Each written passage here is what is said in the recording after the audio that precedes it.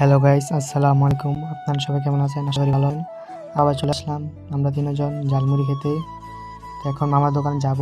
মামা ঝালমুড়ি বানিয়ে দেবে আমাদেরকে। দেখতে থাকুন। এই যে মামা ঝালমুড়ি বানাচ্ছে, দেখেন। মামার ঝালমুড়িগুলো অনেক মজা হয়, আমরা রেগুলারই খাই। মামা এদিকে ঝালমুড়ি বানাচ্ছিল আর ওরা এদিকে দুষ্টামি করতেছিল। তো দুষ্টামি করতে করতে মামা এদিকে ঝালমুড়িগুলো বানিয়ে ফেলে। তা আমি মামাকে বলতেছি, না ঝালমুড়িগুলো হয়ে গেছে, তোমরা নাও। পরে আমার হাতে দিল। পরে আমি আমার চাচাতো হাতে দিলাম। বললাম নে, তুই নে। ওই বলতেছে না, রবুলকে দে।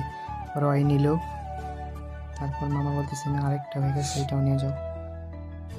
পরে আমি ওয়েট করতেছিলাম মামা কখন দিবে আমার হাতে। তারপর দিল মামা আমার হাতে। পরে আমি নিয়ে ওকে দিলাম, বললাম নে। পরে ও নিল। মামা যখন আমারটা রেডি করতেছিল তখন বলল, এতদিন আসোনি কেন? তখন আমি বললাম, মামা বেড়াতে গেছিলাম তো, তাই আসতে পারিনি। বললো, তোমরা তো সবসময় এসে খাও, তাই বললাম আর কি। আমি বলি, ঠিক আছে, তো আমরা সবসময় আসি, কিন্তু আমরা বেড়াতে গেছিলাম তো, তাই আসতে পারিনি। আমি বললো, সমস্যা নেই, সবসময় এসো। আমি বললাম, ওকে মামা, সবসময় আসবো। এটা বলে মামা হাতে আমার মুড়িটা দিল। আজকে ভিডিওটা এই পর্যন্ত। সবাই ভালো থাকবেন। আল্লাহ হাফেজ।